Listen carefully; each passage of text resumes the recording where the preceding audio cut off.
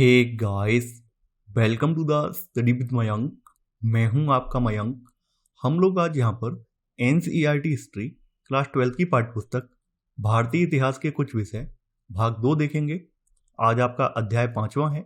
यहाँ पर हम लोग यात्रियों के नज़रिए, समाज के बारे में उनकी समझ, इसका पार्ट 1 कवर करेंगे। तो चलिए स्टार्ट करते हैं आज का वीडियो। देखते हैं मैं क्या क्या डिस्कस करना है यहाँ पर। आज के अध्याय में हम लोग 10वीं से 17वीं सदी के बीच में भारत की यात्रा करने वाले कुछ प्रमुख यात्रियों के बारे में जानेंगे और यह भी जानने का प्रयास करेंगे कि भारतीय समाज के बारे में उनकी समझ क्या बनी है। उन्होंने अपने यात्रा वृत्तांत में भारतीय समाज के बारे में किन किन बातों को लिखा है, तो वो सब चीज़ें हम यहाँ पर डिस्कस करेंगे। यहाँ पर बताया गया है कि प्राचीन काल में लोग यात्रा क्यों करते थे। तो प्राचीन काल में यात्रा करने के कुछ कारण बताए गए हैं। पहला कारण था कार्य की तलाश करना, यानी स्त्री और पुरुष काम की तलाश में यात्रा करते थे, या फिर प्राकृतिक आपदाएं जब आती थी तो प्राकृतिक आपदाओं से बचाव के लिए भी लोग यात्रा करते थे। व्यापारियों, सैनिकों, पुरोहितों और तीर्थयात्रियों के रूप में भी लोग यात्रा करते थे।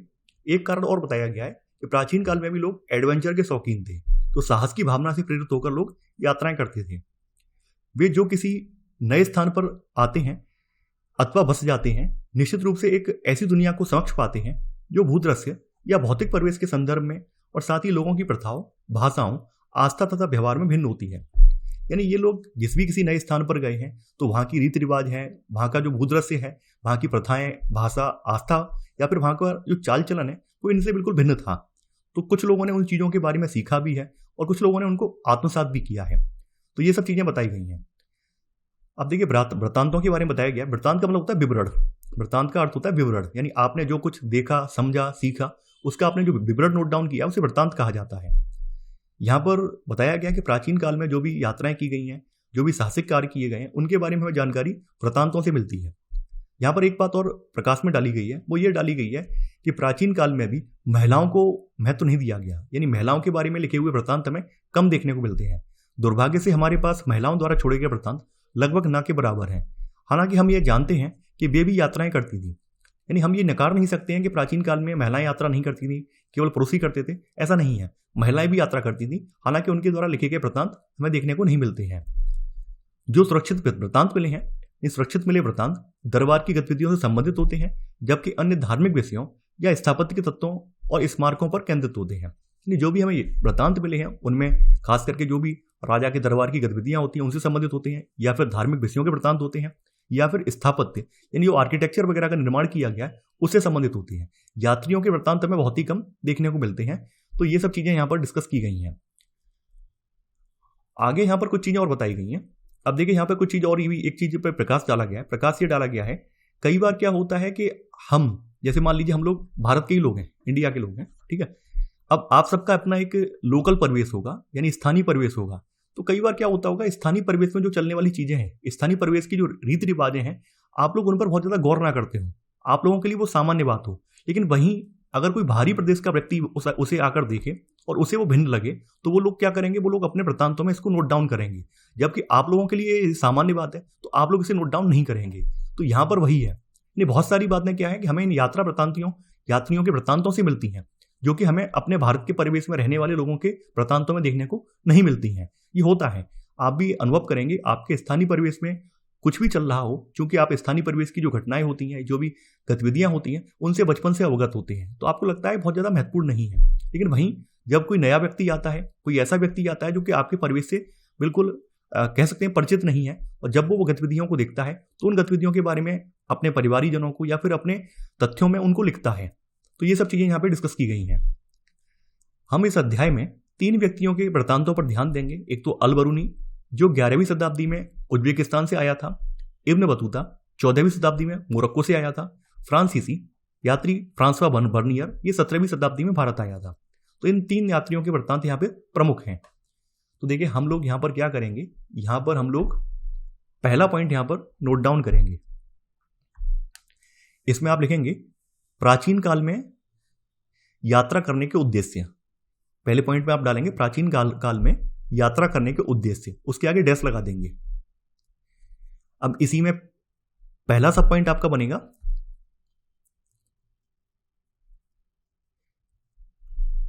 कार्य की तलाश में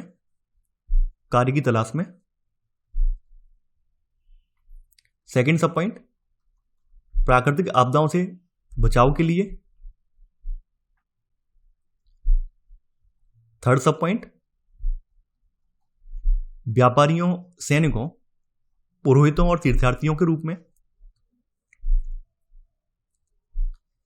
चौथा सब पॉइंट साहस की भावना से प्रेरित होकर।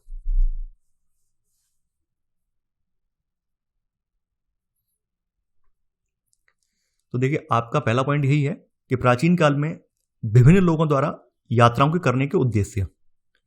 पूरी भाषा यही है, प्राचीन काल में विभिन्न लोगों द्वारा यात्राओं के करने का उद्देश्य, जिसमें आपने 4 पॉइंट नोट डाउन कर लिए हैं कि इन 4 उद्देश्यों के लिए लोग प्राचीन काल में यात्राएं करते थे। अब देखिए, यहां पर महिलाओं की स्थिति के बारे में बताया गया है।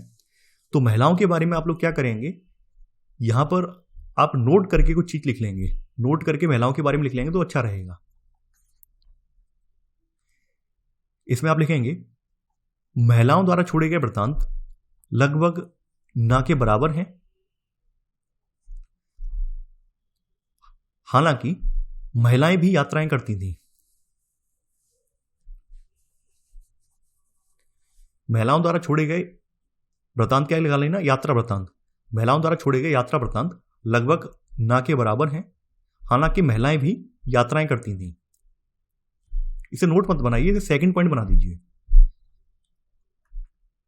तो हमने महिला यात्रियों पर भी यहां पर बात कर ली है। अब जो भी सुरक्षित मिले वृत्तांत हैं वो दरबार की गतिविधियों से संबंधित होते हैं या फिर धार्मिक विषयों, स्थापत्य के तत्वों और स्मारकों पर केंद्रित होती है। तो ये बात लिखने की आवश्यकता नहीं है क्योंकि हम यहां पर यात्रा पर बात कर रहे हैं। तो आपने 2 पॉइंट लिख लिए हैं। अब तीसरा पॉइंट यहां पर नोट डाउन करेंगे आप। इसमें आप लिखेंगे 10वीं से 17वीं शताब्दी के बीच, 10वीं से 17वीं शताब्दी के बीच भारतीय उपमहाद्वीप में आए यात्री। 10वीं से 17वीं शताब्दी के बीच भारतीय उपमहाद्वीप में आए यात्री, इसके आगे डैश लगा देना आप। और पहला सब पॉइंट अल बरूनी ब्रैकेट में 11वीं शताब्दी में उज्बेकिस्तान से आया था। तीसरे का सेकंड सब पॉइंट इब्न बतूता ब्रैकेट में 14वीं शताब्दी में मोरक्को से आया था। थर्ड सब पॉइंट फ्रांसीसी यात्री, थर्ड सब पॉइंट फ्रांसवा वर्नियर ब्रैकेट में 17वीं शताब्दी में फ्रांस से आया था। तो आपने 10वीं से लेकर 17वीं शताब्दी के बीच जो भारतीय महाद्वीप में प्रमुख यात्री आए हैं उनके बारे में यहां पर चीजें नोट डाउन कर ली हैं। तो यहां तक बात स्पष्ट हो गई होगी और यहां तक आपको कोई कंफ्यूजन भी नहीं होगा। अब सबसे पहले हम अल बरूनी, तो अल बरूनी तथा किताब उल हिंद। तो अल बरूनी के बारे में हम देखेंगे कि अल बरूनी ने भारत के बारे में क्या देखा है। तो यहां पर अब आप लोग हेडिंग डाल लेना अल बरूनी तथा किताब उल हिंद, यानी जो भारत के बारे में उसने किताब लिखी है किताब उल हिंद, उसका भी जिक्र यहां पर किया गया है। तो ख्वारिज्म से लेकर पंजाब तक आने की इसकी यात्रा है, उसका वर्णन किया गया है। अल बरूनी का जन्म जो है आधुनिक उज्बेकिस्तान में स्थित ख्वारिज्म में सन 973 ईस्वी में हुआ था। उस समय ख्वारिज्म जो था शिक्षा का एक महत्वपूर्ण केंद्र था और उसने भी, यानी कि अल बरूनी ने भी वहां से अच्छी खासी शिक्षा प्राप्त की थी। वह कई भाषाओं का ज्ञाता था, जिसमें उसे सीरियाई, फारसी, हिब्रू और संस्कृत भाषाएं उसे आती थी, लेकिन वह यूनानी भाषा का जानकार नहीं था। ये बात यहाँ पे बताई गई है। लेकिन फिर भी उसने प्लेटो और यूनानी दार्शनिकों के जो विचार हैं उन विचारों को अरबी अनुवादों के माध्यम से पढ़ा था। सन 1017 ईस्वी में ख्वारिज्म पर आक्रमण के पश्चात सुल्तान महमूद यहाँ के कई विद्वानों, कवियों को अपने साथ अपनी राजधानी ले गया। यानी कि ख्वारिज्म में 1017 ईस्वी में आक्रमण होता है और सुल्तान महमूद जो है यहाँ के जो विद्वान हैं, कवि हैं, उनको बंधक बनाकर अपनी राजधानी गजनी में ले जाता है, जिसमें कि अल बरूनी भी शामिल था। तो बताया गया कि अल बरूनी जो कि नए शहर में पहुंचा है, तो नए शहर में नया शहर उसको पसंद आया है, वो वहीं पर रहा है, यानी मरणोपरांत वो उसी शहर में रहा है। गजनी में ही अल बरूनी की भारत के प्रति रुचि विकसित हुई है और यह कोई असामान्य बात नहीं थी। आगे लिखा हुआ है कि 8वीं से लेकर 8वीं शताब्दी से ही संस्कृत में रचित खगोल विज्ञान, गणित और चिकित्सा संबंधी कार्यों का भी अरबी भाषा में अनुवाद होने लगा था। क्योंकि जो है आपका जो पश्चिमी वाला प्रांत है, उत्तर पश्चिमी प्रांत है, ये भारत का एक हिस्सा था और यहाँ पर गजनवी साम्राज्य का हिस्सा ही बन चुका था। तो यहाँ पर रहने वाले जो नॉन मुस्लिम लोग हैं यानी कि हिंदू लोग हैं, तो उनके सांस्कृतिक रीति रिवाजों ने भी अल बरूनी को प्रभावित किया है। वो बात यहाँ पर बताई गई है। अल बरूनी ने ब्राह्मण पुरोहितों तथा विद्वानों के साथ कई वर्ष बिताए और संस्कृत धर्म तथा दर्शन का ज्ञान इसने प्राप्त किया है। ये सब बातें यहाँ पर बताई गई हैं। तो हम यहाँ पर कुछ चीजें अब नोट डाउन करते जाएंगे। चौथा पॉइंट अब आपका आएगा, इसमें आप लिखेंगे अल बरूनी का जन्म आधुनिक उज्बेकिस्तान में स्थित ख्वारिज्म में सन 973 में हुआ था।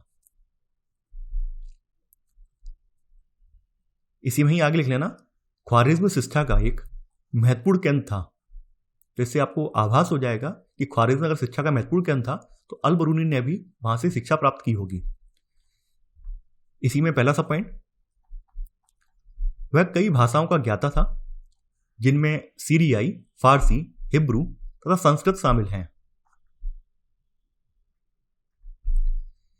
इसी में सेकंड सब पॉइंट, उसने अरबी अनुवादों के माध्यम से प्लेटो तथा अन्य यूनानी दार्शनिकों के विचारों को पढ़ा था। उसने अरबी अनुवादों के माध्यम से प्लेटो तथा अन्य यूनानी दार्शनिकों के विचारों को पढ़ा था।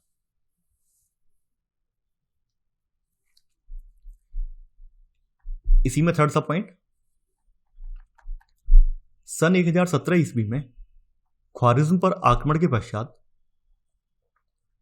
सुल्तान महमूद यहां के कई विद्वानों ब्रैकेट में जिनमें अल बरूनी भी शामिल था ब्रैकेट बंद तथा कवियों को अपने साथ अपनी राजधानी गजनी ले गया। तो आप इसके बाद तो आप कॉमन सेंस लगा लेंगे कि जब ये गजनी ले गया है तो ये लोग भी फिर गजनी के ही निवासी बाद में बन गए हैं।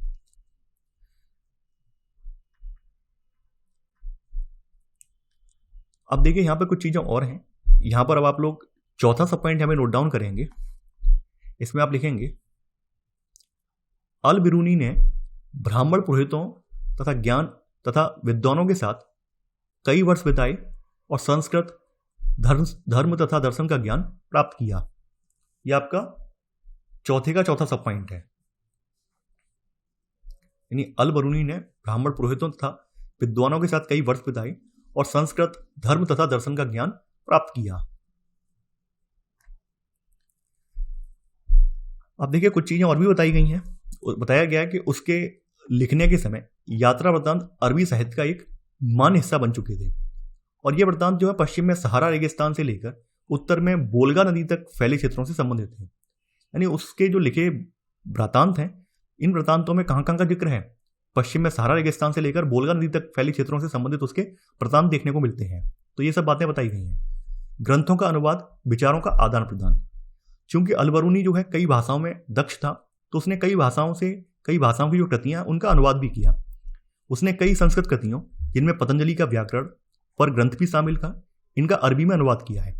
अपने ब्राह्मण मित्रों के लिए उसने यूक्लिड, एक यूनानी गणितज्ञ हैं, इनके बारे में आपने मैथ में पढ़ा होगा, इनके कार्यों का संस्कृत में अनुवाद किया। यानी ये इतना विद्वान था कि इसने न केवल संस्कृत कृतियों का अनुवाद किया है बल्कि यूनानी जो गणितज्ञ की कृति है उसका भी इसने अपने ब्राह्मण मित्रों के लिए संस्कृत में अनुवाद किया है। तो इसके टैलेंट को आप समझ सकते हैं। तो यहां पर इसमें आप पांचवा सब पॉइंट यहां पर नोट डाउन करेंगे। इसमें आप लिखेंगे उसने कई संस्कृत कृतियों जिनमें पतंजलि का व्याकरण पर ग्रंथ भी शामिल है का अंग्रेजी में अनुवाद किया। इसी में छठवां सब पॉइंट,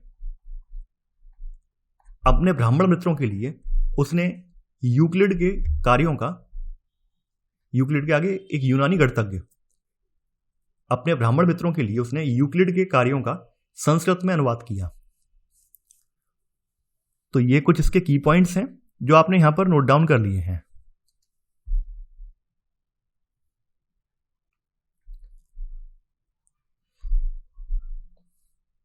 आगे बढ़ते हैं।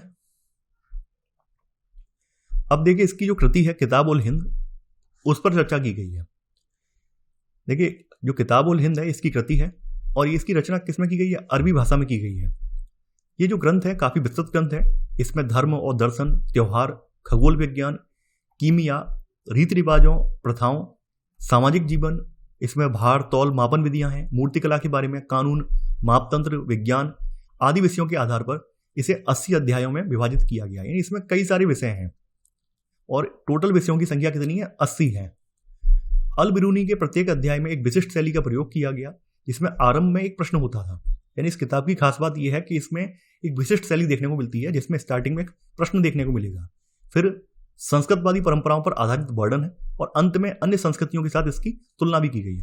यानी पहले आपको क्वेश्चन देखने को मिलेगा, उसके बाद उसका वर्णन किया गया। पूरा वर्णन करने के उपरांत लास्ट में इन्होंने क्या किया है? लास्ट में इन्होंने जो कॉन्क्लूजन होता है, उस कॉन्क्लूजन में इन्होंने अन्य संस्कृतियों के साथ भारतीय संस्कृति की तुलना भी की है। तो ये इनकी विशेषता बताई गई है।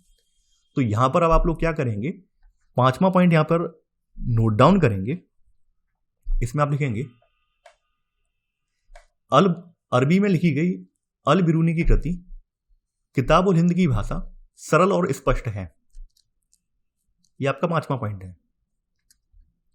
इसी में सब पॉइंट, पहला सब पॉइंट, यह विस्तृत ग्रंथ है जो धर्म और दर्शन, त्योहारों, खगोल विज्ञान, रीति रिवाजों तथा प्रथाओं, सामाजिक जीवन, कानून, मापतंत्र विज्ञान आदि विषयों के आधार पर 80 अध्यायों में विभाजित है। 5वें का पहला सब पॉइंट मैं फिर से रिपीट कर रहा हूं। यह एक विस्तृत ग्रंथ है जो धर्म और दर्शन, त्योहारों, खगोल विज्ञान, रीति रिवाजों तथा प्रथाओं, सामाजिक विज्ञान, कानून, मापतंत्र विज्ञान आदि विषयों के आधार पर 80 अध्यायों में विभाजित है।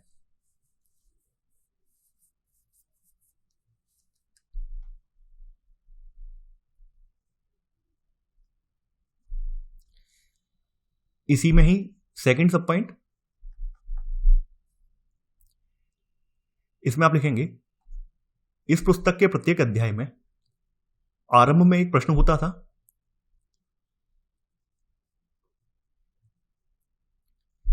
फिर संस्कृतवादी परंपराओं पर आधारित वर्णन और अंत में अन्य संस्कृतियों के साथ एक तुलना। इस पुस्तक के प्रत्येक अध्याय में आरंभ में एक प्रश्न होता था, फिर संस्कृतवादी परंपराओं पर आधारित वर्णन और अंत में अन्य संस्कृतियों के साथ एक तुलना। तो आपने किताब उल हिंद के बारे में कुछ चुनिंदा पॉइंट्स हैं वो नोट डाउन कर लिए हैं। अब देखिए, अल बिरूनी ने अपनी भाषा के रूप में अरबी भाषा का प्रयोग किया है। इसने संभवतः अपनी कृतियां उपमहाद्वीप के सीमांत क्षेत्रों में रहने वाले लोगों के लिए लिखी थी। सीमांत का मतलब क्या होता है? जो बिल्कुल हाशिए पर पहुंचे हुए समुदाय हैं। यानी कुछ लोग तो ऐसे होते हैं जो मुख्य नगरों में रहते हैं, कुछ लोग ऐसे होते हैं नगरों से काफी दूर, जो दूर दराज के इलाके होते हैं उनमें भी रहते हैं। तो ऐसे इलाकों को सीमांत इलाका कहा जाता है। यानी जो मुख्य शहरों से दूर के इलाके होते हैं उन इलाकों को सीमांत इलाका बोला जाता है। तो इसकी जो कृतियां हैं, इसकी कृतियां इन्होंने न केवल शहरी वर्ग के लिए बल्कि इन्होंने सीमांत लोगों के लिए, यानी जो दूर के स्थानों पर रहने वाले लोग हैं उनके लिए भी इन्होंने कृतियां लिखी हैं। वह संस्कृत, पाली तथा प्राकृत ग्रंथों के अरबी भाषा में अनुवादों तथा रूपांतरों से परिचित था। इसमें दंत कथाओं से लेकर खगोल विज्ञान और चिकित्सा संबंधी कृतियां भी शामिल थी। यानी उसने दंत कथाएं भी लिखी हैं, खगोल विज्ञान की कृतियां भी लिखी हैं, चिकित्सा संबंधी कृतियां भी लिखी हैं। तो ये सब कृतियां जो हैं अल बिरूनी ने लिखी हैं। पर साथ ही इन ग्रंथों की लेखन सामग्री शैली के विषय में उसका दृष्टिकोण आलोचनात्मक था।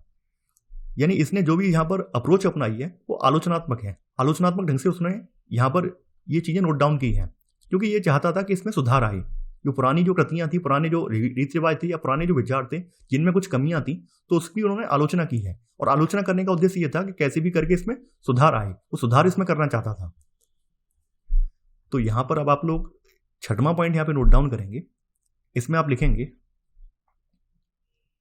अल बिरूनी ने संभवतः अपनी कृतियां उपमहाद्वीप के सीमांत क्षेत्रों में रहने वाले लोगों के लिए लिखी थी। अल बिरूनी ने संभवतः अपनी कृतियां उपमहाद्वीप के सीमांत क्षेत्रों में रहने वाले लोगों के लिए लिखी थी।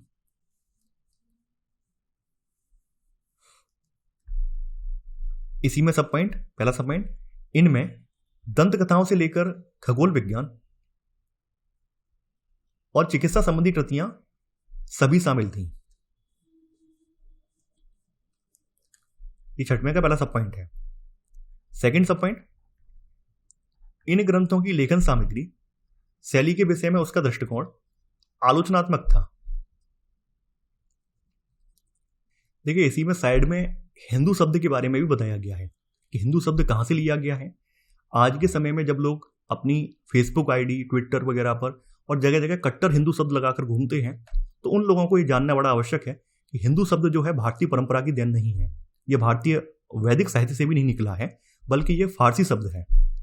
हिंदू शब्द लगभग 6वीं से लेकर 5वीं शताब्दी ईसा पूर्व में प्रयुक्त होने वाले एक प्राचीन फारसी शब्द, जिसका प्रयोग सिंधु नदी के पूर्व के क्षेत्र में के लिए होता था, इससे निकला था। ये बात यहाँ पर बताई गई है। अरबी लोगों ने इस फारसी शब्द का जो प्रयोग है इसको जारी रखा और इस क्षेत्र को अल हिंद तथा यहाँ के निवासियों को हिंदी कहा। यानी अरबी लोगों ने क्या किया है, अरबी लोगों ने इस क्षेत्र को क्या बोला है, अल हिंद बोला है, और यहाँ पर जो निवास करने वाले निवासी हैं उनको हिंदी कहा है। यानी ये धर्म के विषय में नहीं है, बल्कि यहाँ पर जो कम्युनिटी निवास कर रही थी उनके विषय में बोला गया है। कालांतर में तुर्कों ने सिंधु से पूर्व में रहने वाले लोगों को हिंदू, यानी बाद में तुर्क जो आए हैं, तुर्कों ने सिंधु के पूर्व में जो लोग रह रहे थे उनको हिंदू और उनके निवास क्षेत्र को हिंदुस्तान और उनकी भाषा को हिंदवी का नाम दिया। तो इससे यहाँ पर स्पष्ट हो रहा है कि ये स्टार्टिंग में जो शब्द है, इस शब्द का धार्मिक संदर्भ में प्रयोग बहुत बाद की बात है। ये बात यहाँ पर स्पष्ट बोली गई है। जैसा कि आज आप देखते होंगे, आज के समय में ये शब्द जो है अपनी एक धार्मिक जो आइडेंटिटी है उसका प्रतीक बन गया है, जबकि ये शब्द वास्तविक अर्थों में धार्मिक आइडेंटिटी संबंधित नहीं है। धार्मिक आइडेंटिटी तो ये बहुत बाद में बना है। तो ये बात यहाँ पे बताई गई है। तो देखिए, इसको आप नोट करके जरूर लिख लीजिए, क्योंकि आज के समय में जब ये समय चल रहा है कि हर कोई व्यक्ति हिंदू शब्द से अपनी धार्मिक आइडेंटिटी डिफाइन करना चाहता है, तो हमारे लिए जानना अत्यंत आवश्यक हो जाता है कि हिंदू शब्द आया कहाँ से है। और ये तो बहुत अच्छा है कि आपकी एनसीईआरटी में ही ये चीज़ बताई भी गई है। तो आप लोग नोट में हिंदू डाल देना। तो इसी में आप लिखेंगे हिंदू शब्द लगभग 6वीं से 5वीं शताब्दी ईसा पूर्व में प्रयुक्त होने वाले एक प्राचीन फारसी शब्द, जिसका प्रयोग सिंधु नदी के पूर्व के क्षेत्र के लिए होता था, से निकला था। इसी में सब पॉइंट, अरबी लोगों ने इस फारसी शब्द को जारी रखा और इस क्षेत्र को अल हिंद तथा यहां के निवासियों को हिंदी कहा।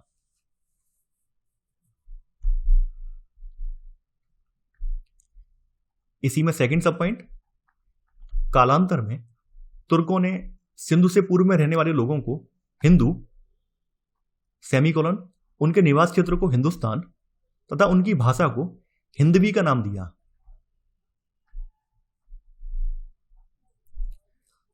और इसमें ही आपके स्पष्ट बता दिया गया, इनमें से कोई भी शब्द लोगों की धार्मिक पहचान का द्योतक नहीं था। यानी कि धार्मिक पहचान के लिए नहीं किया गया था, बल्कि यहां पर रहने वाले जो लोग हैं उनके संदर्भ में इसका इस्तेमाल किया गया था। तो इसी में ही चौथा सब पॉइंट आप लिख लेना, इस शब्द का धार्मिक संदर्भ में प्रयोग बहुत बाद की बात है। ये चौथा नहीं आएगा, सॉरी, थर्ड सब पॉइंट आएगा आपका। थर्ड सब पॉइंट में आप नोट डाउन कर लेना, इस शब्द का धार्मिक संदर्भ में प्रयोग बहुत बाद की बात है। तो ऐसे करके आज आपने हिंदू शब्द का जो अर्थ है वो यहां पर देख लिया है और आपको चीजें स्पष्ट हो गई होंगी। अब आपकी अगली हेडिंग पड़ेगी इब्न बतूता का रेहला। देखिए, अरबी भाषा में इब्न बतूता ने अपना वृत्तांत लिखा है जिसे रेहला कहा जाता है। तो इसका जो यात्रा वृत्तांत है, ये यात्रा वृत्तांत 14वीं शताब्दी के भारतीय उपमहाद्वीप के सामाजिक और सांस्कृतिक जीवन के बारे में जानकारी प्रदान करता है। इब्न बतूता का जन्म जो है मोरक्को के एक तंजीर नाम के सबसे सम्मानित और शिक्षित परिवार, जो कि इस्लामी कानून के लिए प्रसिद्ध था, इसमें इसका जन्म हुआ था। तो ऑब्वियस सी बात है, इसने भी कम उम्र में ही शिक्षा और शास्त्रों का अध्ययन कर लिया था। इब्न बतूता पुस्तकों के स्थान पर यात्राओं से अर्जित अनुभव को ज्ञान का अधिक महत्वपूर्ण स्रोत मानता था। इसका मानना यह था कि पुस्तकों के अलावा प्रत्यक्ष ज्ञान जो कि यात्राओं वगैरह से मिलता है, उसको ही सबसे अच्छा मानता था। उसे यात्राएं करने का बहुत शौक था और वह नए नए देशों और लोगों के विषय में जानने के लिए दूर दूर तक के क्षेत्रों में भी गया था। अब इसके बारे में बताया गया है 1332 से लेकर 33 में भारत के लिए प्रस्थान करने से पहले वह मक्का की तीर्थ यात्राएं और सीरिया, इराक, फारस, यमन, ओमान तब पूर्वी अफ्रीका के कई तटीय व्यापारिक बंदरगाहों की यात्रा कर चुका था। ये इसके बारे में कुछ बुनियादी जानकारी यहाँ पर दी हुई है।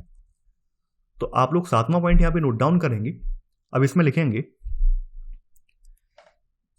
इब्न बतूता द्वारा अरबी भाषा में लिखा गया उसका यात्रा वृत्तांत, जिसे रेहला कहा जाता है, 14वीं शताब्दी में या 14वीं शताब्दी के भारतीय उपमहाद्वीप के सामाजिक तथा सांस्कृतिक जीवन के विषय में जानकारी देता है। इब्न बतूता द्वारा अरबी भाषा में लिखा गया उसका यात्रा वृत्तांत, जिसे रेहला कहा जाता है, 14वीं शताब्दी में भारतीय उपमहाद्वीप के सामाजिक तथा सांस्कृतिक जीवन के विषय में जानकारी देता है। इसी में पहला सब पॉइंट, मोरक्को के इस यात्री का जन्म तंजीर के एक सबसे सम्मानित तथा शिक्षित परिवार में हुआ था। मोरक्को के इस यात्री का जन्म तंजीर के सबसे सम्मानित और शिक्षित परिवार में हुआ था। इसी में सेकंड सब पॉइंट, इब्न बतूता पुस्तकों के स्थान पर यात्राओं से अर्जित अनुभव को ज्ञान का अधिक महत्वपूर्ण स्रोत मानता था। यह आपका 7 का सेकंड सब पॉइंट है। इसी में थर्ड सब पॉइंट, 1332 से 33 में भारत के लिए प्रस्थान करने से पहले वह मक्का की तीर्थ यात्राएं और सीरिया, इराक, फारस, यमन, ओमान तथा पूर्वी अफ्रीका के कई तटीय व्यापारिक बंदरगाहों की यात्राएं कर चुका था। अब देखिए, इब्न बतूता जो है भारत की यात्रा करने के लगभग 30 साल बाद अपने घर वापस लौटा था, तो वो बात यहां पे बताई गई है। तो यहां पर अब आप लोग चौथा सब पॉइंट इसमें नोट डाउन करेंगे।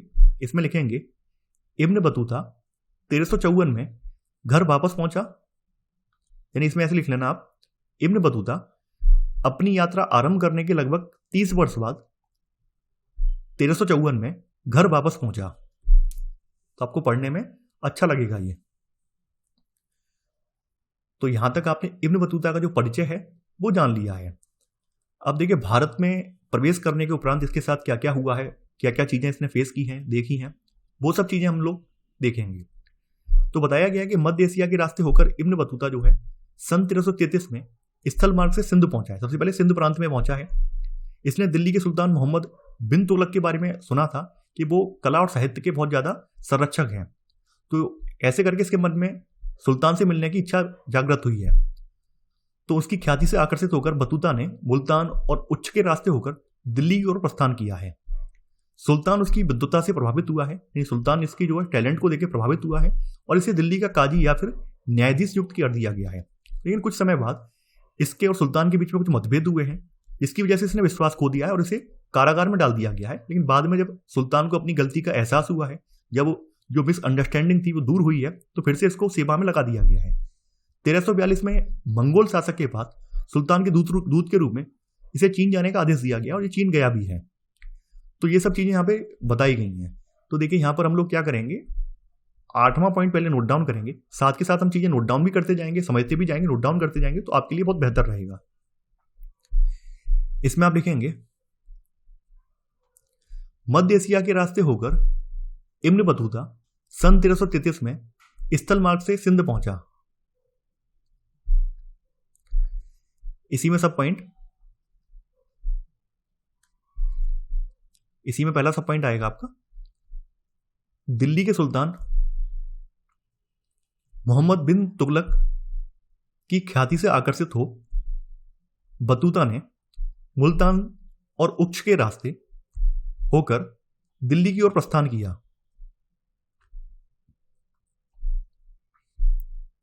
इसी में सेकंड सब पॉइंट, सुल्तान जो है, सुल्तान उसकी विद्वता से प्रभावित हुआ और उसे दिल्ली का काजी या न्यायाधीश नियुक्त किया।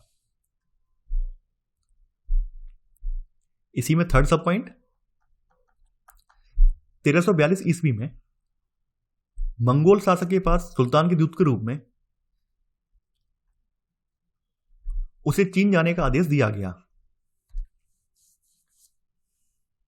तो यहां पर आपने बतूता के बारे में कुछ चीजें यहां पर जान ली हैं। अब देखिए, बतूता ने अपने इस इतने समय में भारत के बारे में जो जो चीजें देखी हैं, भारत में किन किन क्षेत्रों की यात्रा की है, उनके बारे में भी जानकारी आगे दी हुई है। अपनी नई नियुक्ति के साथ इब्न बतूता मध्य भारत के रास्ते मालाबार तट की ओर बढ़ा है। मालाबार मतलब केरल वाला जो तटीय इलाका है उसको मालाबार बोला जाता है। मालाबार से वह मालदीव यानी मालदीव, इसको आज हम मालदीव बोलते हैं, तो वही मालदीव है।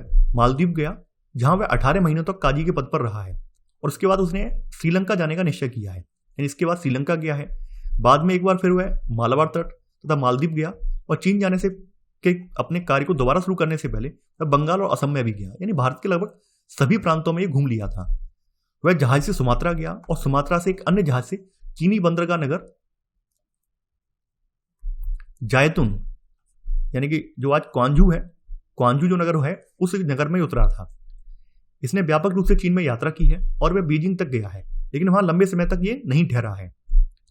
1347 में उसने वापस अपने घर आने का निश्चय किया है।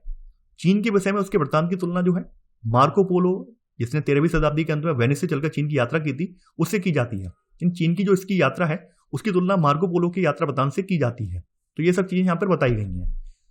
तो यहाँ पर हम लोग क्या करेंगे, आपने 8वां पॉइंट यहाँ पर नोट डाउन कर लिया है। हम लोग 8वां पॉइंट में ही चौथा सब पॉइंट यहाँ पे नोट डाउन करेंगे।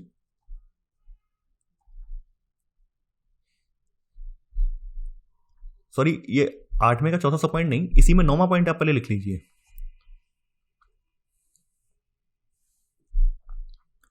इसमें आप लिखेंगे अपनी नई नियुक्ति के साथ इब्न बतूता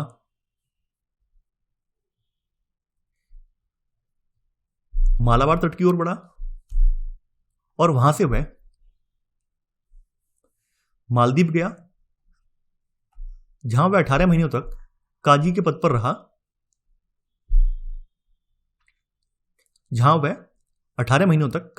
रहा। पर उसने अंततः श्रीलंका जाने का निश्चय किया।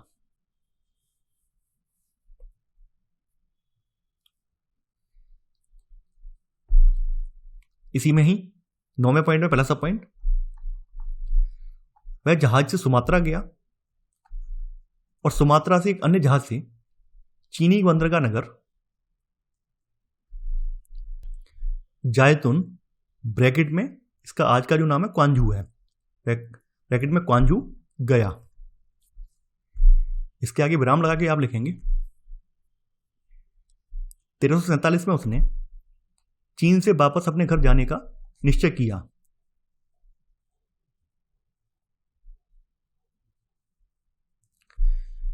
अब देखिए, इसी में ही सेकंड सब पॉइंट आप नोट डाउन करेंगे। इसमें आप लिखेंगे चीन के विषय में उसके वृत्तांत की तुलना मार्को पोलो, जिसने 13वीं शताब्दी के अंत में वेनिस से चलकर चीन की यात्रा की थी, के वृत्तांत से की जाती है। तो यहां पर आपने 9वें का सेकंड सब पॉइंट भी नोट डाउन कर लिया है। अब देखिए, इब्न बतूता ने भारत के बारे में क्या देखा है, भारत के समाज के बारे में उसकी समझ क्या बनी है, वो सब हम देखेंगे।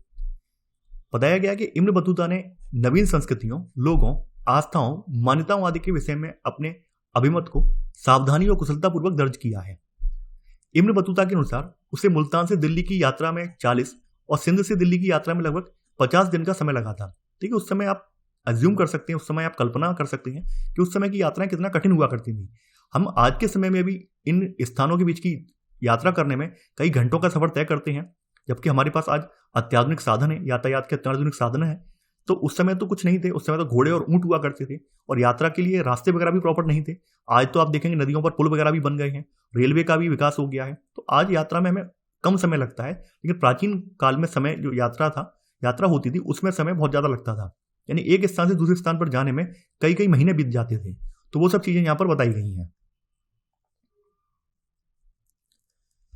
अब देखिए, इस मैप में अफगानिस्तान, सिंध और पंजाब में इब्न बतूता द्वारा भ्रमण किए गए स्थान यहाँ पर दिए गए हैं, किन किन स्थानों को इसने घूमा है, तो उन सब स्थानों का यहाँ पर जिक्र किया गया है। यह भी बताया गया कि मुल्तान से जब दिल्ली की इसने यात्रा की थी, तो इसकी यात्रा के दौरान उसके कारवां पर आक्रमण हुआ था और इसके कई साथी यात्रियों को अपनी जान से हाथ भी धोना पड़ा था, क्योंकि उस समय लुटेरों की भी एक अहम समस्या थी। अब देखिए, यहां पर कुछ चीज और बताई गई है। इब्न जुजाई, जिसे इब्न बतूता के स्तुत लेखों को लिखने के लिए नियुक्त किया गया था, यानी इसके साथ में एक व्यक्ति और था इब्न जुजाई, तो इसके जो भी स्तुत लेख थे उनको लिखने के लिए इसे नियुक्त किया गया था। तो इसको आप नोट करके आप लिख लेंगे। इब्न जुजाई, जिसे इब्न बतूता के स्तुत लेखों को लिखने के लिए नियुक्त किया गया था, ये नोट हो जाएगा आपका।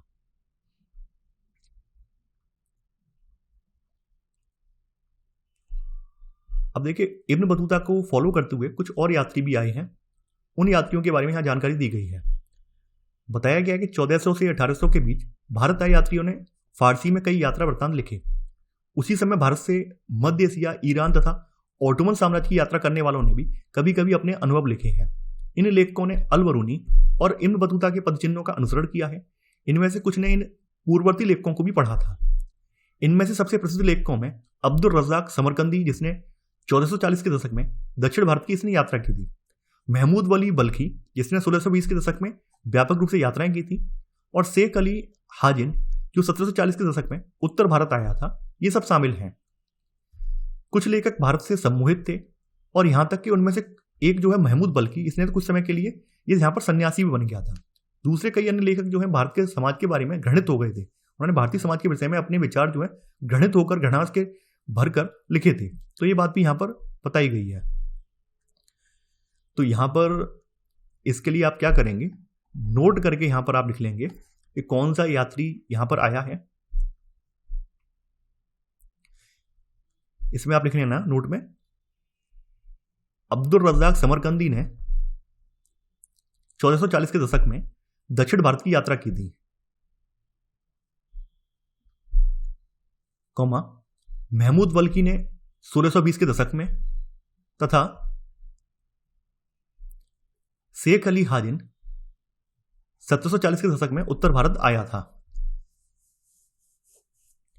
तो इससे स्पष्ट हो जाएगा कि और भी यात्री आए हैं। हालांकि यात्रा वृत्तांतों की दृष्टि से आपके 3 यात्री जो हैं, जिनके नाम मैंने यहाँ पर लिखवाए हैं, वो ज़्यादा इंपॉर्टेंट हैं, जो कि आपके इस चैप्टर में रखे गए हैं। तो हमने यहाँ पर जो अन्य यात्री हैं उनके भी बारे में भी जानकारी लिख ली है। अब आपका अगला यात्री आता है फ्रांसवा वर्नियर, एक विशिष्ट चिकित्सक। तो आपकी अगली हेडिंग पड़ेगी फ्रांसवा वर्नियर, एक विशिष्ट चिकित्सक। तो इसको स्टार्ट करने से पहले यहाँ पर कुछ चीजें बताई गई हैं, खास करके यूरोप के लोगों के बारे में, कि लगभग 1500 ईस्वी में भारत में पुर्तगालियों के आगमन के पश्चात उनमें से कई लोगों ने भारतीय सामाजिक रीति रिवाजों, धार्मिक प्रथाओं के विषय में विस्तृत वृत्तांत लिखे हैं। इनमें से कुछ चुनिंदा लोगों जैसे जेसुइट रोबर्टो नोबिली, इन्होंने तो भारतीय ग्रंथों को यूरोपीय भाषा में अनुवादित भी किया है। सबसे प्रसिद्ध यूरोपीय लेखकों में एक नाम दुआर्ते बारबोसा का है, जिसने दक्षिण भारत में व्यापार और समाज का एक विस्तृत विवरण लिखा है। कालांतर में 1600 ईस्वी के बाद भारत में आने वाले डच, अंग्रेज और फ्रांसीसी यात्रियों की संख्या बढ़ गई थी, और इनमें से एक प्रसिद्ध नाम फ्रांसीसी जौहरी ज्यों बैप्टिस्ट तेवर्नियर का था, जिसने कम से कम 6 बार भारत की यात्रा की थी। यानी एक यात्री और है ज्यों बैप्टिस्ट तेवर्नियर। ये तो फ्रांसवा बर्नियर की बात हो रही है। यहाँ पर एक अन्य यात्री है, फ्रांस का ही है, जिसका नाम है ज्यों बैप्टिस्ट तेवर्नियर। तो बताया गया है कि वह विशेष रूप से भारत की व्यापारिक स्थितियों से बहुत प्रभावित था, और उसने भारत की तुलना ईरान और ऑटोमन साम्राज्य से की थी। इसमें से कई यात्री जैसे इतालवी चिकित्सक मनुकी कभी भी यूरोप वापस नहीं गए और भारत में ही बस गए। यानी एक यात्री और आया है, इतालवी चिकित्सक है, जिसका नाम है मनुकी। ये यूरोप से आया था, लेकिन भारत में ही ये बस गया था। तो कहने का मतलब ये है कि यूरोप से भी हमारे भारत में कई यात्री आए हैं। तो यहाँ पर देखिए, ये हेडिंग आपने डाल ली होगी, फ्रांसवा बर्नियर, एक विशिष्ट चिकित्सक। अगर नहीं डाली हो तो इसको आप बाद में डालना, पहले मैं नोट करके लिखवा दूं, उसके बाद आप इस हेडिंग को डालेंगे तो ज़्यादा बेटर रहेगा। अगर डाल दिए तो कोई बात नहीं। तो इसमें आप नोट 1 पहले आप लिखेंगे, नोट में नोट 1, ठीक है। तो जो यात्री अन्य यात्री आए हैं उनके बारे में भी लिखना जरूरी है, जिससे कि आप कहीं भी जिक्र करें और आपसे अगर पूछा जाए कि केवल फ्रांसवा बर्नियर ही भारत की यात्रा पर आया था, तो आप बता देंगे केवल फ्रांसवा बर्नियर नहीं आया था, बल्कि यूरोप के अन्य यात्री भी आए थे। हालांकि वो फ्रांसवा बर्नियर की तुलना में यहाँ पर कम दिनों तक रहे, या फिर उन्होंने इतना ज़्यादा वृत्तांत अच्छे से नहीं लिखा, जिसकी वजह से उनका वर्णन या उनका जिक्र बहुत ज़्यादा नहीं किया गया है। तो यहाँ पर नोट 1 में आप लिख लेना, जेसुइट रोबर्टो नोबिली ने भारतीय ग्रंथों को यूरोपीय भाषा में अनुवादित भी किया।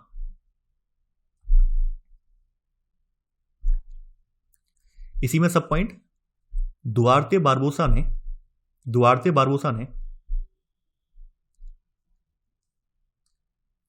आगे इसका लिख लेना, सबसे प्रसिद्ध यूरोपीय लेखक दुआर्ते बारबोसा ने दक्षिण भारत में व्यापार और समाज का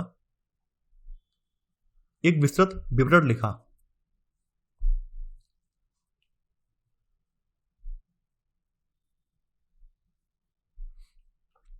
यह आपका नोट का पहला सब पॉइंट है। नोट का सेकंड सब पॉइंट, फ्रांसीसी जौहरी ज्यों बैप्टिस्ट तेवर्नियर ने कम से कम 6 बार भारत की यात्रा की। विराम।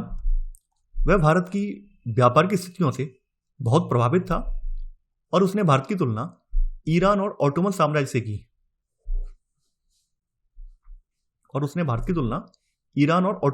से की। इसी में थर्ड सब पॉइंट, इतालवी चिकित्सक मनु की भारत में ही बस गए। तो ये सब अन्य यात्री हैं जो कि ये यूरोप से ही आए हैं। तो ये लोग, इनमें से कुछ लोग भारत में ही बस गए हैं और कुछ लोगों ने भारत के बारे में एक डिटेल में अपना यात्रा वृत्तांत लिखा है। तो उनका नाम आपको यहाँ पर पढ़ने को मिलता है, जैसे फ्रांसवा बर्नियर। ठीक है, तो आपने यहाँ पर नोट में 3 सब पॉइंट आपने देख लिए हैं। अब इसके बाद हम आते हैं फ्रांसवा बर्नियर पर। बताया गया कि फ्रांस का रहने वाला फ्रांसवा बर्नियर एक चिकित्सक, राजनीतिक दार्शनिक और एक इतिहासकार था। कई लोगों की तरह वह भी मुगल साम्राज्य में अवसरों की तलाश में आया था। देखिए, उस समय मुगल साम्राज्य की जो ख्याति थी वो दूर दूर तक फैली हुई थी।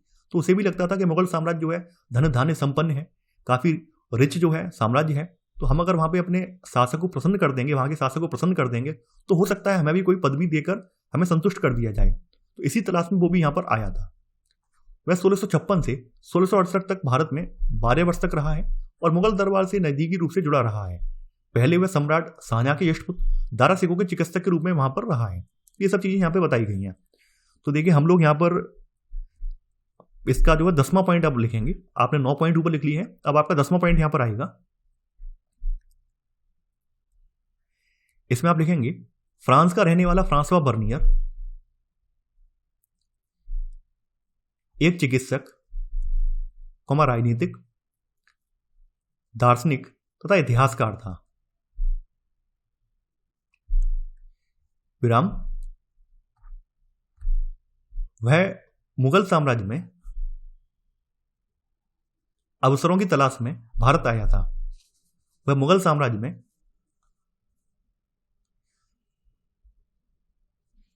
अवसरों की तलाश में भारत आया था।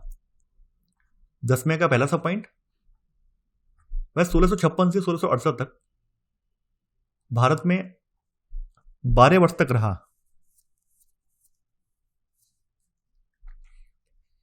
इसी में सेकंड सब पॉइंट, इसमें आप लिखेंगे फ्रांसवा बर्नियर शाहजहां के बड़े बेटे, शाहजहां के ज्येष्ठ पुत्र दारा सिकोह का चिकित्सक था।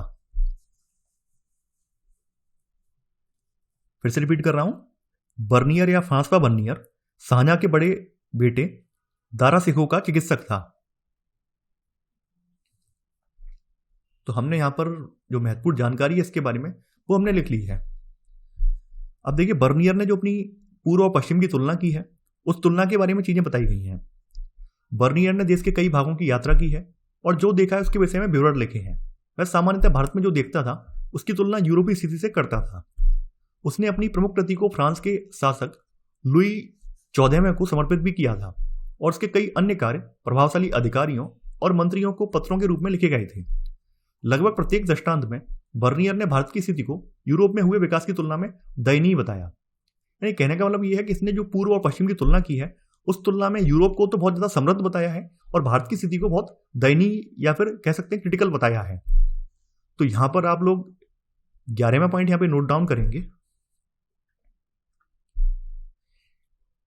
इसमें आप लिखेंगे बर्नियर भारत में जो देखता था उसकी तुलना यूरोपीय स्थिति से करता था। इसी में सब पॉइंट, लगभग प्रत्येक दृष्टांत में बर्नियर ने भारत की स्थिति को यूरोप में हुए विकास की तुलना में दयनीय बताया। दयनीय का मतलब क्या है कि यूरोप की तुलना में काफी कमजोर है भारत। इस तरह की स्थिति उसने अपने वृत्तांतों में बताई है। तो यहां पर आपने 11 का सब पॉइंट यहां पे नोट डाउन कर लिया है। अब आगे बढ़ते हैं। अब देखिए, मुगल सेना के साथ इसने जो यात्रा की है उस यात्रा के दौरान इसने जो अपना विवरण लिखा है वो विवरण यहां पे बताया गया है। बर्नियर ने कई बार मुगल सेना के साथ यात्राएं की हैं और यहां सेना के कश्मीर कूच के संबंध में दिए गए विवरण से एक अंश दिया जा रहा है। इस देश की प्रथा के अनुसार मुझसे 2 अच्छे तुर्कमान घोड़े देखने की अपेक्षा की जाती है और मैं अपने साथ एक शक्तिशाली फारसी ऊंट तथा चालक, अपने घोड़ों के लिए एक साइज एक खानसामा तथा एक सेवक जो हाथ में पानी का पात्र लेकर मेरे घोड़े के आगे चलता है, ये भी रखता हूँ। मुझे हर उपयोगी वस्तु दी गई है, जैसे औसत आकार का एक तंबू, एक दरी, 4 बहुत कठोर पर हल्के बेंतों से बना एक छोटा बिस्तर, एक तकिया, एक बिछौना, भोजन के समय प्रयुक्त गोलाकार चमड़े के मेजपोश, रंगे हुए कपड़ों के कुछ अंगोछे या नेकपिन, खाना बनाने के सामान से भरे 3 छोटे झोले जो सभी एक बड़े झोले में रखे हुए थे। और बताया गया कि और यह झोला भी एक लंबे चौड़े तथा सुदृढ़ दोहरे बोरे अथवा चमड़े के पट्टों से बने जाल में रखा गया था। इसमें भारत के बारे में और चीजें भी बताई गई हैं।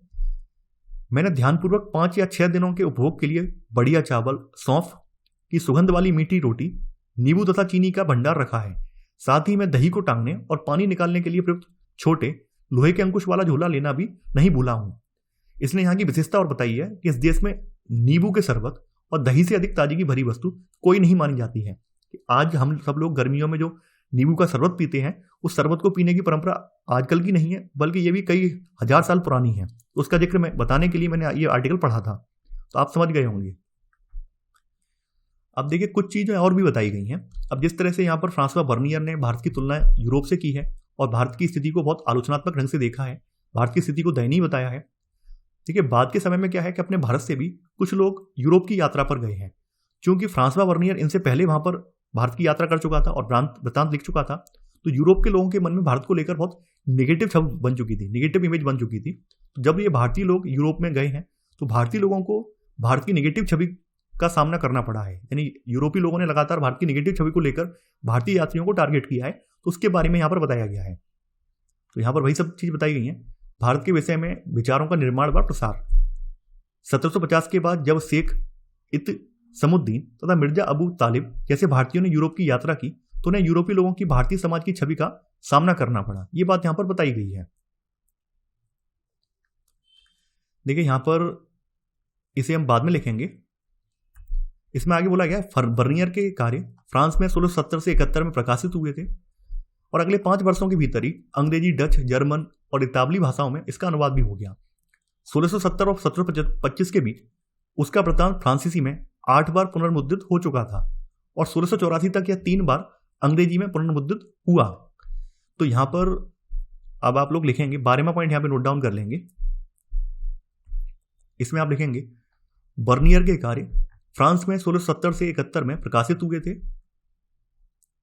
इसी में सब पॉइंट 1670 और 1725 के बीच उसका वृत्तांत फ्रांसीसी में 8 बार पुनर्मुद्रित हो चुका था और 1684 तक यह 3 बार अंग्रेजी में पुनर्मुद्रित हुआ था। यानी इसके यात्रा वृत्तांत की यूरोप में कितनी डिमांड थी, तो वो बताने के लिए यहां पर यह बताया गया है।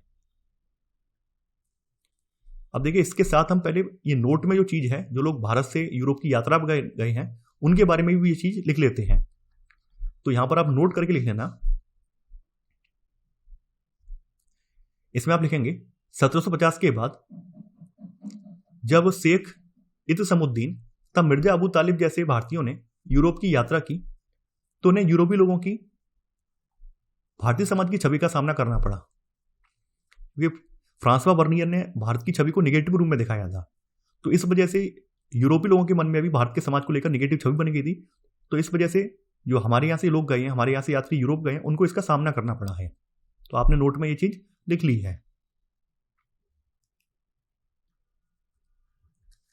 अब देखिए आगे यहां पर कई सारी चीजें, बातों पर डिस्कशन किया गया है। जैसे ये यात्री जो आए हैं, इन यात्रियों को किस किस चीज का सामना करना पड़ा है। एक अपरिचित संसार की समझ, अल बिरूनी तथा संस्कृतवादी परंपरा। यानी अल बिरूनी को भारतीय समाज में क्या क्या दिक्कतें आई हैं, यहाँ को समझने में, यहाँ के अनुवादों को समझने में, तो वो सब चीजें बताई हैं। समझने में बाधाएं और उन पर विजय। तो देखिए हम लोग क्या करेंगे, यहाँ पर आप हेडिंग डाल लेंगे, एक अपरिचित संसार की समझ, अल बिरूनी तथा संस्कृतवादी परंपरा। तो यहां पर वही सब चीजें बताई गई हैं कि अल बिरूनी को कौन कौन से अवरोधों का सामना करना पड़ा है। तो देखिए अल बिरूनी ने कई अवरोधों की चर्चा की जो उसके अनुसार समझ में बाधक थे। सबसे पहला अवरोध जो था वो भाषा का था।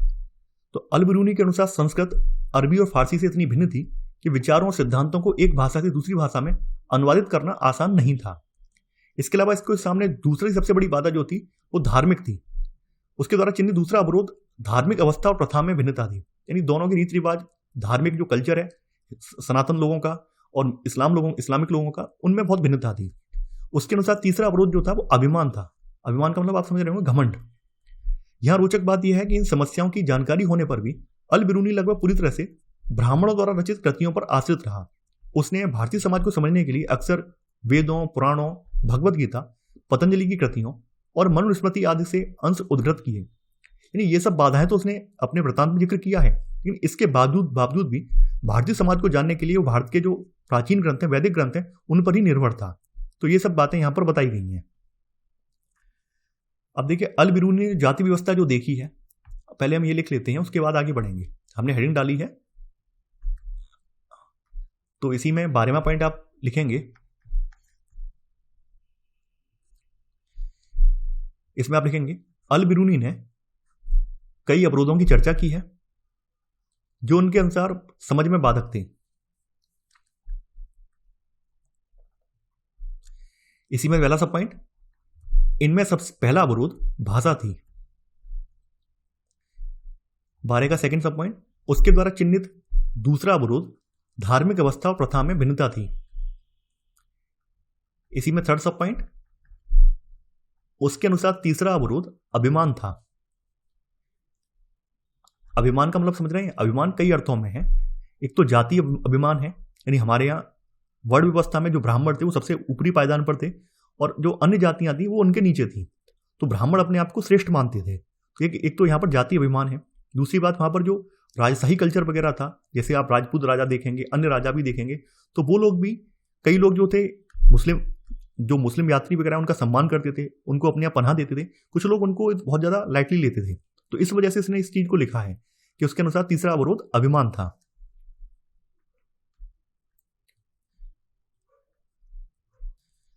देखिए, अब हम लोग यहाँ पर अल बिरूनी का जाति व्यवस्था का जो विवरण है उसको समझने का प्रयास करेंगे कि अल बिरूनी ने भारत की जो जाति व्यवस्था है उसको कैसे देखा है, उसके विषय में अपने विचार कैसे रखे हैं, वो सब हम चीज़ें यहाँ पर जानेंगे। तो यहाँ बताया गया कि अल बिरूनी ने अन्य समुदायों में प्रतिरूपों की खोज के माध्यम से जाति व्यवस्था को समझने और व्याख्या करने का प्रयास किया। यानी इसने भारतीय समाज में व्याप्त जाति व्यवस्था को समझने के लिए अपने प्राचीन भारतीय समाज को अभी पैरेलल रूप से अध्ययन किया है और दोनों में कंपेयर करके ये भारत की जाति व्यवस्था को समझ पाया है। उसने लिखा कि प्राचीन फारस में 4 सामाजिक वर्गों को मान्यता थी, जिसमें पहला वर्ग घुड़सवार और शासक वर्ग था, दूसरा वर्ग जो था भिक्षु और अनुष्ठानिक पुरोहित वर्ग था, तीसरा वर्ग चिकित्सक, खगोल शास्त्री और वैज्ञानिक वर्ग था, और अंत में कृषक और शिल्पकार आते थे। यानी कहना चाहता था ये कि जो सामाजिक वर्ग वाला कॉन्सेप्ट है वो केवल भारत तक ही सीमित नहीं है, बल्कि प्राचीन फारसी समाज में भी विद्यमान है। इसके साथ ही इसने ये भी दर्शाया कि इस्लाम में सभी लोगों को समान माना जाता था और उनमें भिन्नताएं केवल धार्मिकता के पालन में थी। क्योंकि भारत में जो उस समय जो जाति व्यवस्था थी, तो जाति व्यवस्था के अकॉर्डिंग हमारे यहाँ कुछ जातियों को श्रेष्ठता प्रदान की गई थी, कुछ जातियाँ सामाजिक पायदान में सबसे ऊपर थी और कुछ जातियों को सामाजिक पायदान में सबसे नीचे रखा गया था। और आप लोग जैसा कि जानते हैं कि हमारे प्राचीन भारत में ऐसी कुरीतियाँ भी देखने को मिलेंगी कि एक विशेष वर्ग को मंदिरों में प्रवेश करने की अनुमति नहीं थी, उसे धार्मिक अनुष्ठानों में भाग लेने की अनुमति नहीं थी, और यहाँ तक कि उसकी परछाई भी किसी व्यक्ति पर नहीं पड़ सकती थी। तो उसी के संदर्भ में इसने ये बात लिखी है कि इस्लाम में सभी लोगों को समान मानते हैं, हालांकि जो उनके धार्मिक रीति रिवाज हैं, उनकी जो पूजा की पद्धतियां हैं, उनमें भिन्नता है, लेकिन लोगों के बीच में समानता है। ये बात इसने भारतीय परिवेश में मौजूद जो हिंदू धर्म है उसके संदर्भ में ये बात इसने बोली है। तो यहाँ पर हमारा देखिए कौन सा पॉइंट यहाँ पे नोट डाउन, 12वां पॉइंट नोट डाउन हो गया है। अब हम लोग 13वां पॉइंट यहाँ पे नोट डाउन करेंगे। 13वें पॉइंट में आप लोग लिखेंगे, इसमें आप लिखेंगे अल बिरूनी यह बताना चाहता था, दिखाना की जगह लिख लेना आप, बताना चाहता था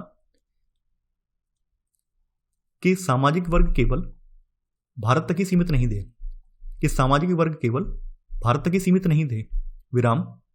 उसने लिखा कि प्राचीन फारस में 4 सामाजिक वर्गों को मान्यता थी।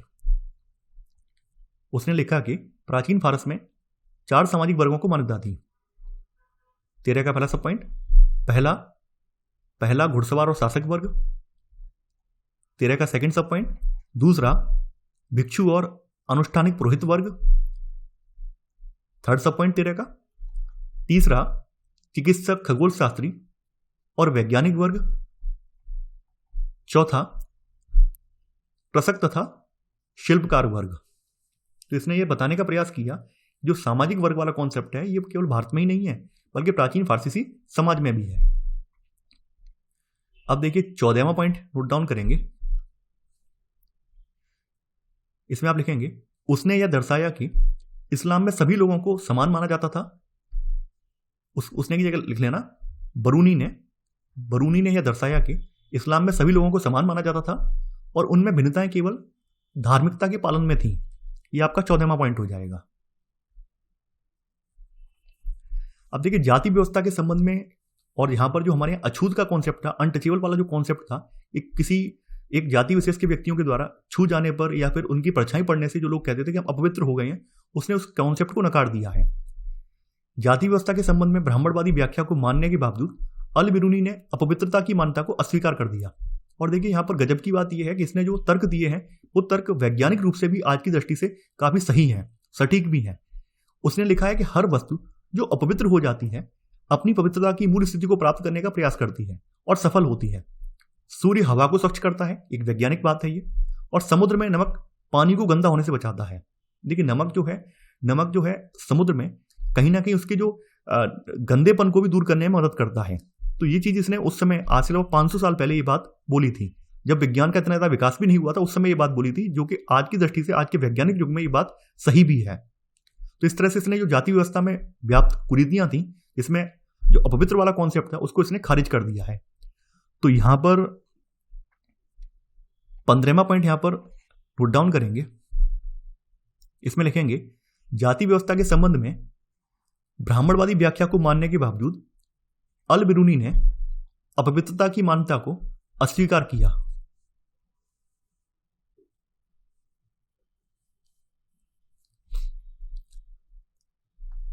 इसी में सब पॉइंट उसने लिखा कि हर वस्तु जो अपवित्र हो जाती है अपनी पवित्रता की मूल स्थिति को पुनः प्राप्त करने का प्रयास करती है और सफल होती है।